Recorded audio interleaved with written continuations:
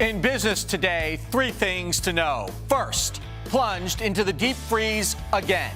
A monster ice storm in the south and snowstorm in the northeast. Then, pay raise. President Obama acts unilaterally to raise the minimum wage of federal contract workers. Is there an impact on small business? And using DNA to heal injuries. How scientific breakthroughs are changing the way doctors treat ailments. Arise XChange starts now.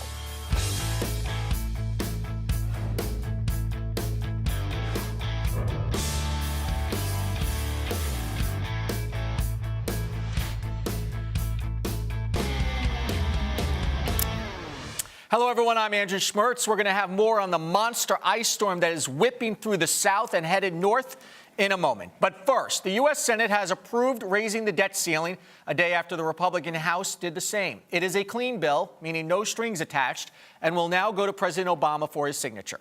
The move means no government shutdown.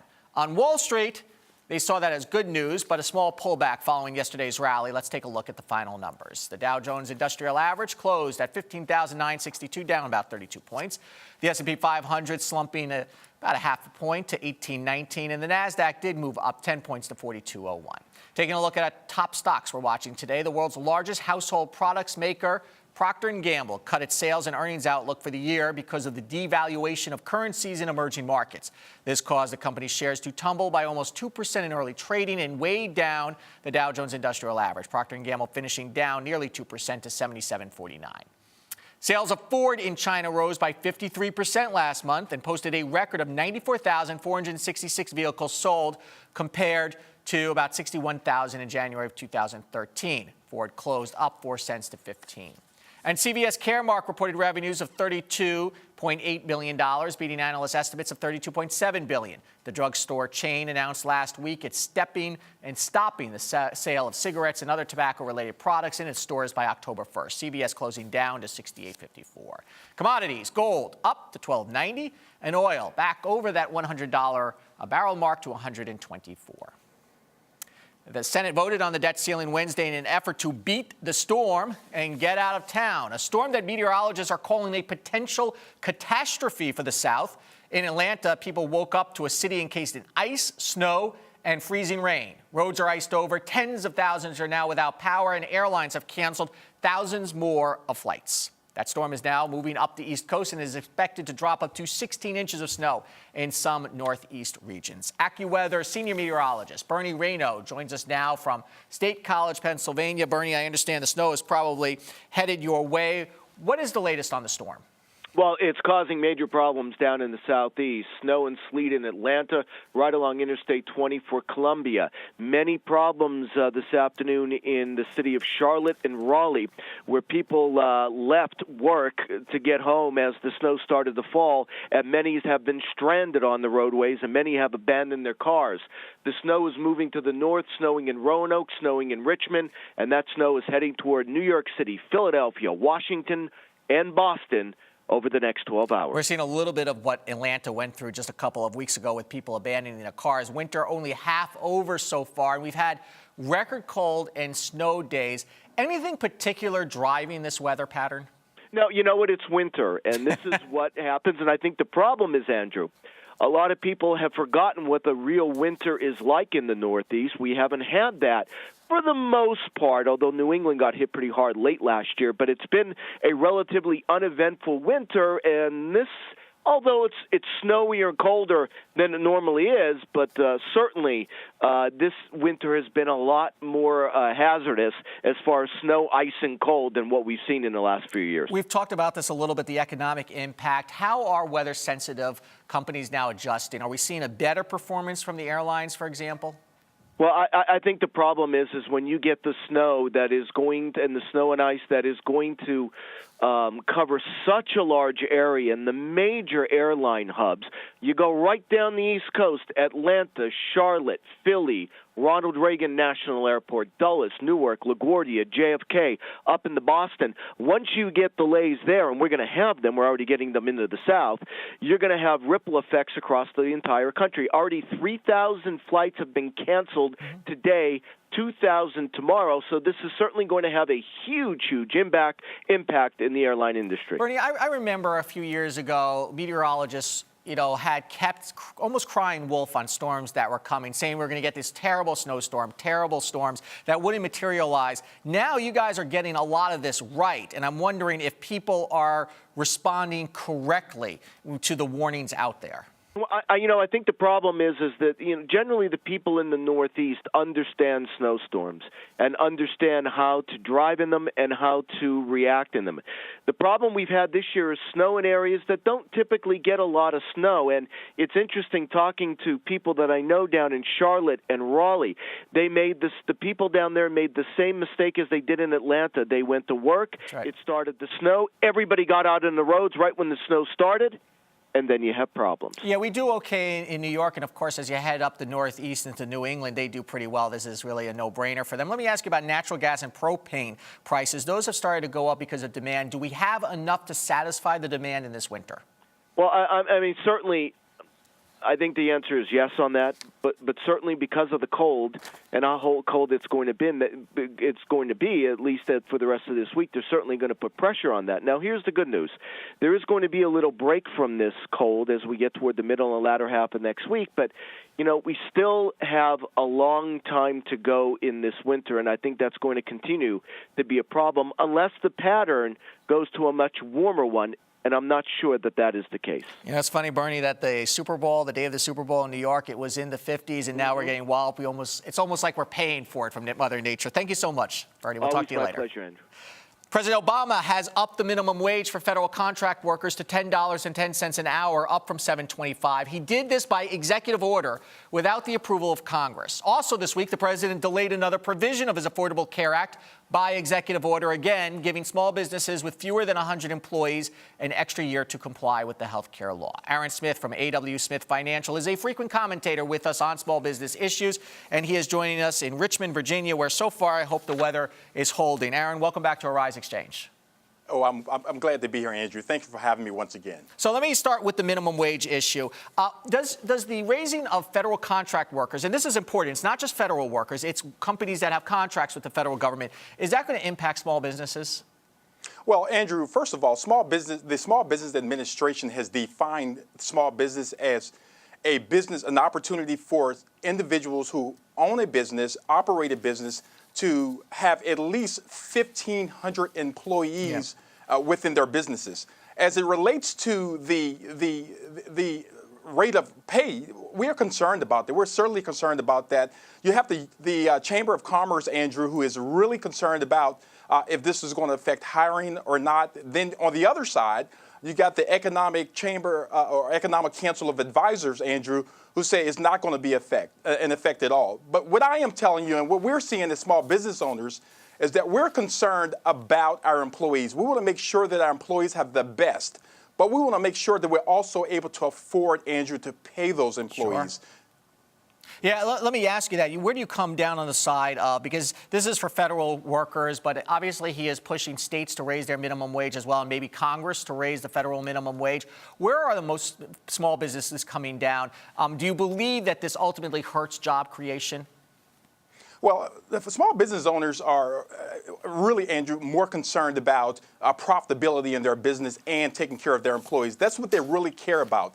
They do not want the administration to unilaterally make a decision on raising the minimum wage to any number. We want to make sure that it's beneficial not only for the employees that work for us, but we want to make sure that it's beneficial also for corporations. We are the drivers of this economy. Let's face it, at the end of the day, it's important for us to be able to be comfortable in what we do in our businesses, and we don't want the administration dictating to us what we should be doing. Look, we need to create an environment to create better paying jobs, and the government has a role in that from a regulatory standpoint. Let me ask you about the president's decision. You and I have talked about the Affordable Care Act over and over again.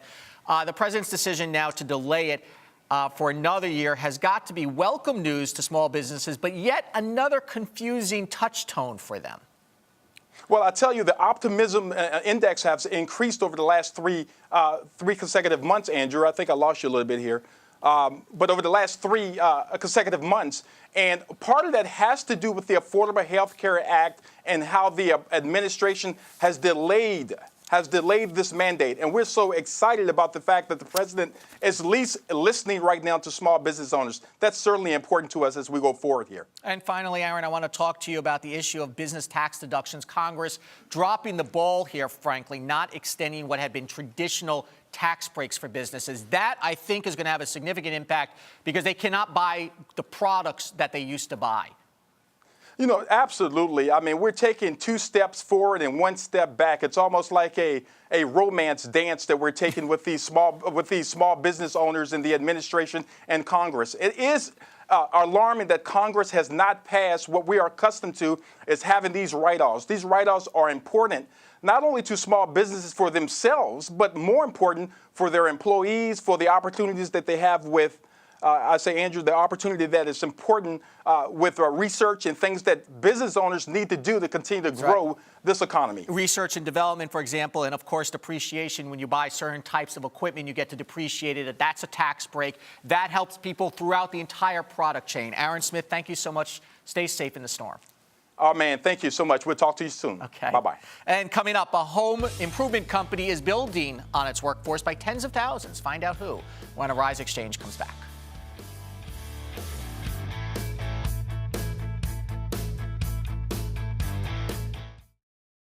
Arise News is a different kind of network. We are able to tell our own stories, and we're able to cover stories in a way that other media outlets don't do. We've got world-class journalists, veteran journalists who have been in this industry for decades, not just in front of the camera, but behind the scenes as well. Arise News is a place where we can tell stories in an interesting, factual, inclusive way like no one else in the business can.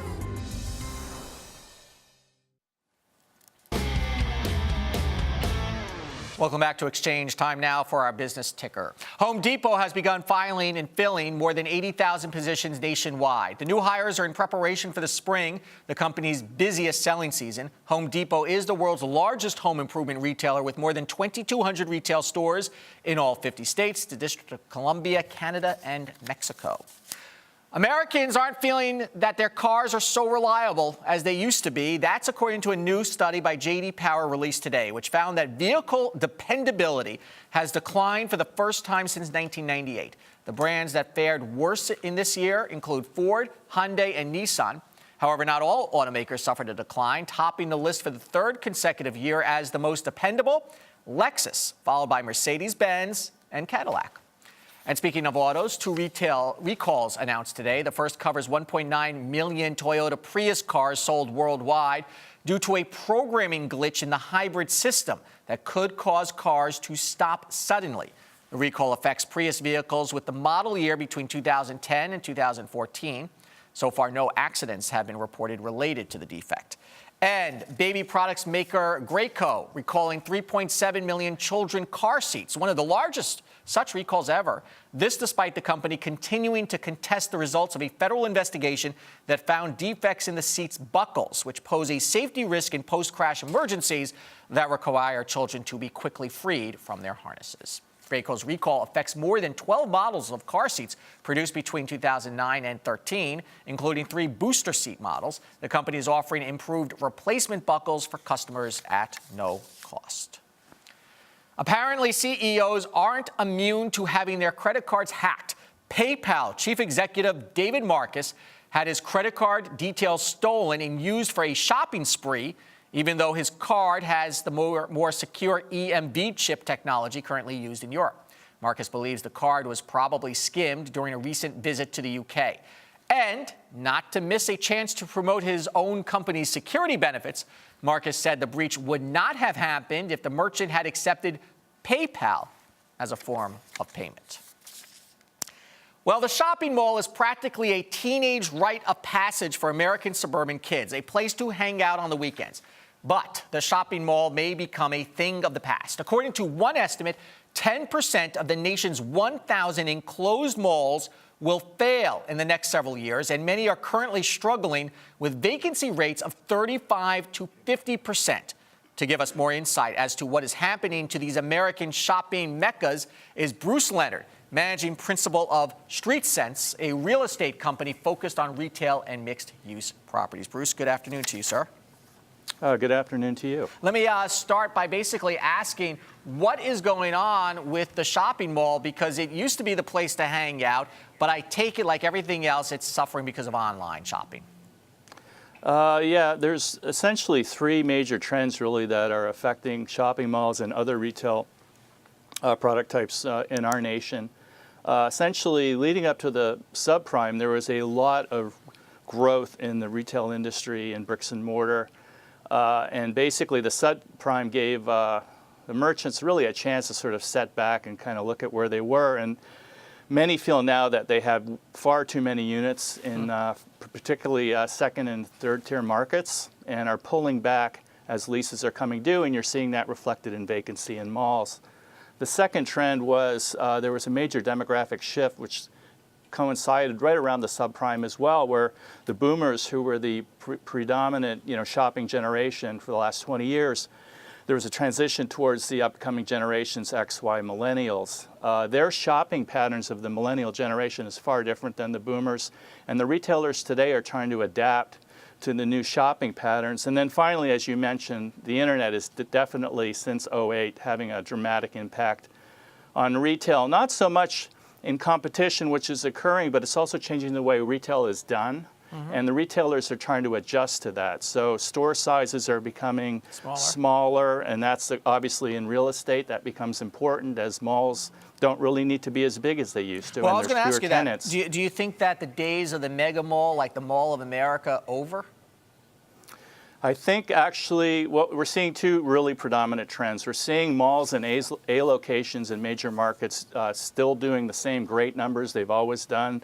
They're really strong and viable. What we're seeing is malls in second, third tier markets, and also B and C locations in markets. They're the ones that are really starting to struggle, because as the retailers are pulling back and contracting, they're targeting the weaker markets to pull their stores out of. So you're seeing this sort of trend exacerbating malls in those areas. The mega malls, probably less relevant unless they can adapt to a more immersive or engaging experience for the consumer. So who gets hurt here? Not necessarily the retailers that are pulling out and doing something different, but basically the mall owners, right? Developers. Right. If I understood your question, there really hasn't been a significant mall built in this country since '06. I think the major mall developers saw the trends coming. They're quite sophisticated. The retail pattern, the mall, the real strength of the mall was the fact that it offered a convenient shopping venue for consumers and a lot of critical mass, and by that means a lot of stores. Well, the internet does that better now. You have even broader selection of stores internationally, and you have, a lot of convenience. You can shop from your home. So where is retail going?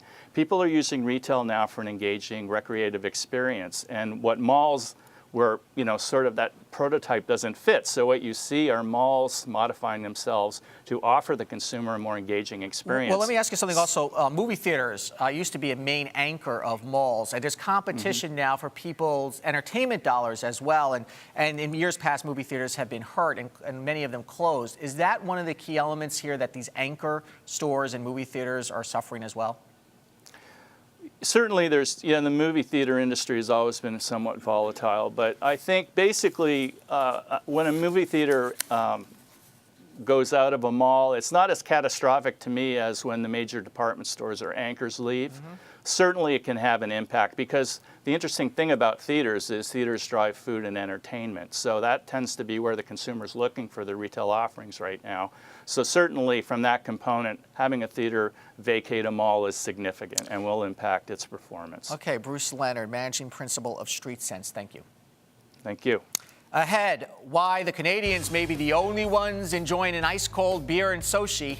You're watching Arise Exchange.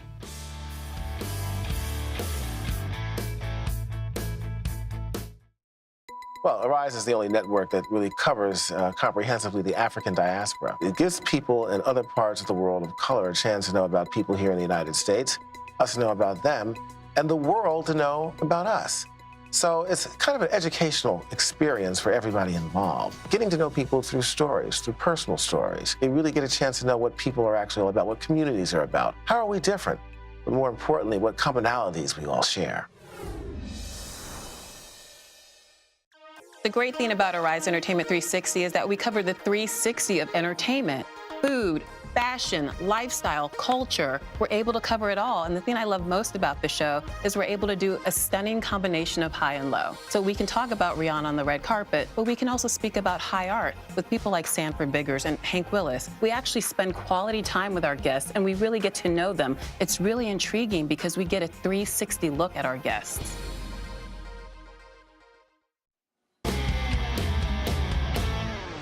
We have a true liquid lunch today. You would think that Russia might be the last place to ban alcohol. After all, it is the home of some of the best vodka in the world. But alas, the Russians are staging the driest Olympics in history by banning the sale of alcohol at Olympic events in Sochi. The reason?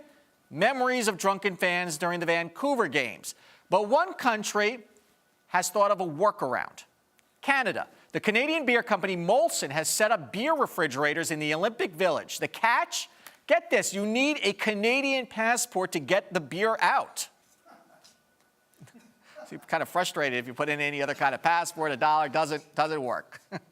That takes us to our favorite person of the day, when we pick one person who grabbed our attention and not for the right reasons. Today, it is Wall Street Journal columnist James Taranto, who likens women being sexually assaulted in college to drunk drivers. Taranto claims that there really isn't a problem with sexual assaults on college campuses, or for that matter in the military, because most of the incidents happen between two drunk people. He wrote, quote, in the Wall Street Journal, mind you, what is called on the problem of sexual assault on campus is in large part a problem of reckless alcohol consumption by men and women alike. And he goes on to make the following questionable analogy.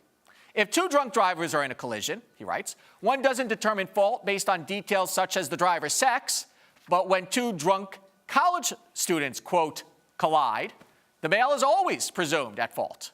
He ignores the overwhelming fact that men are often physically stronger than women and clear history that the bar scene in colleges hardly put men and women on equal footing. Of course, Taranto has previously asked whether, quote, it was worth it when 3 men died protecting their girlfriends during the Colorado movie shooting several years ago. Some issues there. So, Wall Street Journal op-ed writer James Taranto is our favorite person of the day. Next, why human cells could be the key to curing many injuries. Our corner office is next.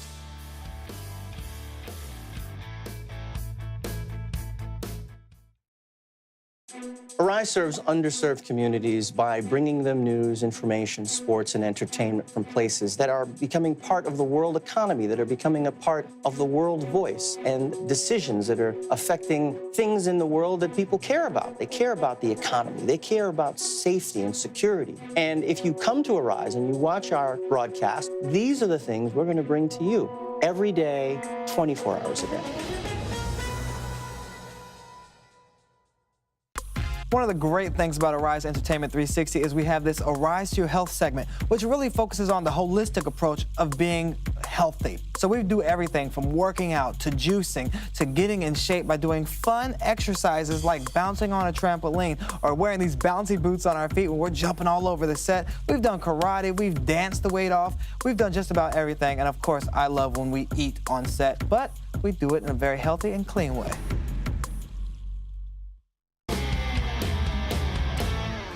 In tonight's corner office, for most athletes, injuries are a normal part of playing sports. But for an unfortunate few, many of these injuries are career-ending and life-threatening. Replacel is one company that's working on technology to treat ailments by treating your cells. It's called regenerative cell therapy, a new medical treatment being developed to treat ailments such as chronic tendinitis, suffered by many athletes, of course. David Hall is the CEO of Replacel, a Canadian company, and is here to talk about it. David, welcome to New York, and thank you so much for coming by. Andrew.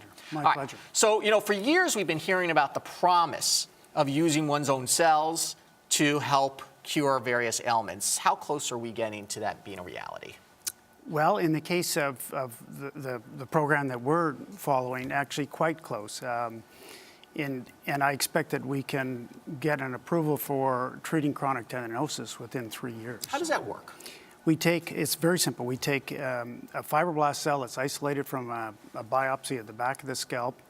We replicate it into the millions, and then we, under ultrasound imaging, direct those cells back into the area of the tendon damage.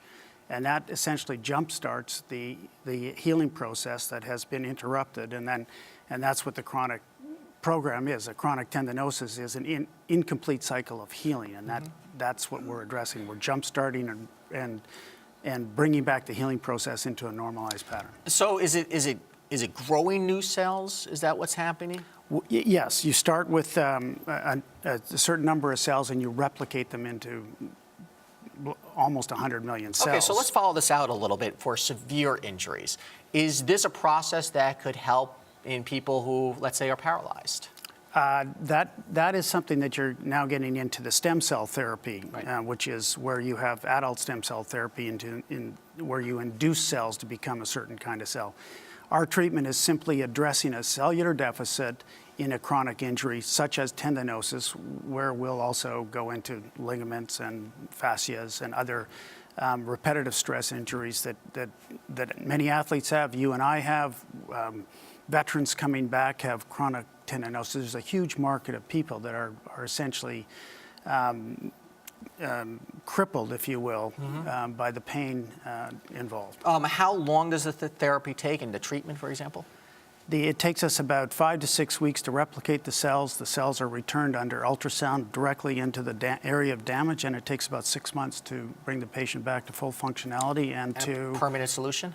And it is a permanent solution, unless the patient goes in and re-injures himself. Yeah. What about the cost involved? Without specifically giving us numbers, is this something that A, most insurance plans will cover, and B, is it something that's affordable? It most certainly will get covered by groups like workman's compensation, because the alternative of long-term disability and even the period of time where they're paying short-term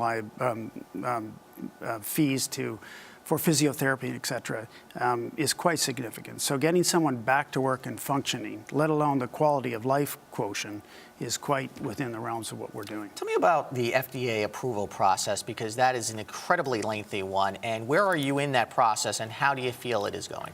We are going into a phase 2 trial of 82 patients, which will actually be done in Vancouver, British Columbia, at the university.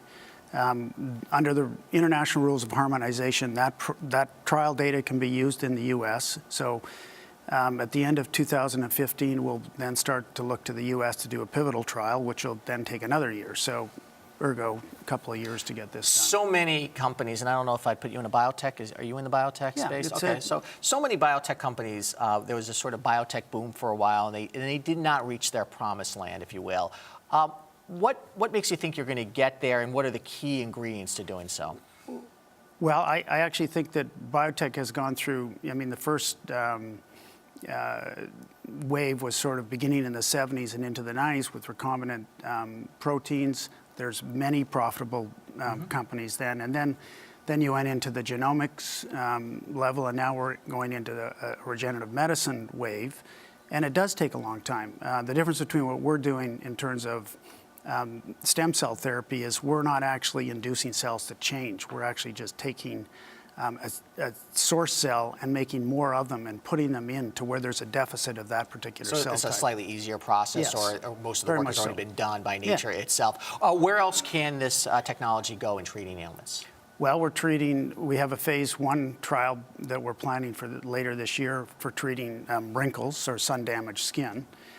We have a phase 2 trial, which we'll also begin in 2014 for treating pattern baldness. Okay, well, that's certainly good news. In the case of the fibroblast platform, there are other indications that we will be bringing along that are related to deficits of fibroblasts. Okay, finally, we have 30 seconds. How did you get involved? We always like to ask people taking on new challenges. I started in the biotech business in the late 1990s with a company called Angiotech, where we actually put microscopic amounts of chemotherapeutic on a stent, which we licensed to a company called Boston Scientific. And once in the business, and just became hooked. And I think that it's a noble cause to be trying to find solutions for patients that are crippled and in pain. So I quite enjoy that aspect of it. David Hall, continued luck. Thank you very much, the CEO of Replis Health. Thank you very much, Andrew. Later this week, sophisticated attacks on the power grids in Silicon Valley, leaving companies powerless and investigators baffled. Could this be part of a larger plan? We'll explore the problem Friday here on Arise XChange. I'm Andrew Schmertz. Good evening, everyone.